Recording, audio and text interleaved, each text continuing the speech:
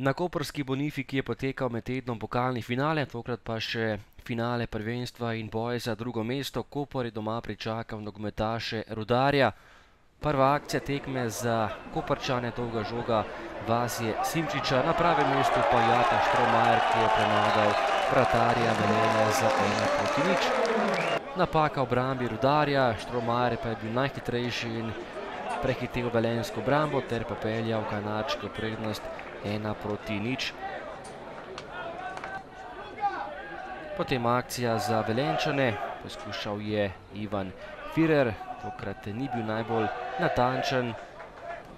Koper je tekmo dobro začel, to je nova akcija domačih. Po podaji Ivetiča je bil na pravem mestu Jaka Štromajer in povišal prednost na 2:0. Nemočen je bil vratar Rozman, lepa žoga Ivetiča, na pravem mestu pa Štromajer, ki je zabil še drugi gol na tej tekmi.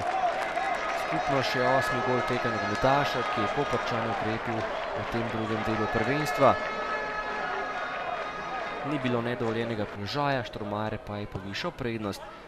Do konca prvega polčasa še priložnost za Palčiča, ki je zapravil veliko priložnost po kotu. Tudi Velenjčani pa so bili nevarni. Prva priložnost je prišla za Podlogarja, ki je meril nekoliko z desne, dobro, ampak nekoliko premalo natančno. Še ena akcija Rajka Rotmana, poskusil daleč, brez težav Vasja Simčič.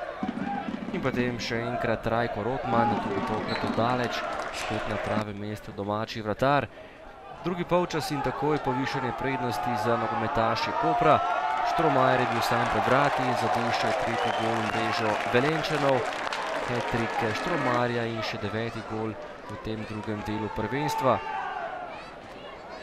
Tekma je bila s tem že odločena, do konca dvoboja pa beležimo še 2 akciji. Po dobri uri igre podaja z desne Jahiča, Podlogar je zatresel mrežo za 3:1 in zabil vsaj častni gol za nogometaše Rudarja.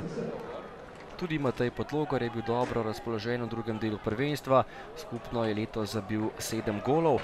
Kot zadnji je zgrešil Rajko Rotman, Koper pa je zabeležil zmago in končal na končnem drugem mestu ter premagal velenjski Rudar.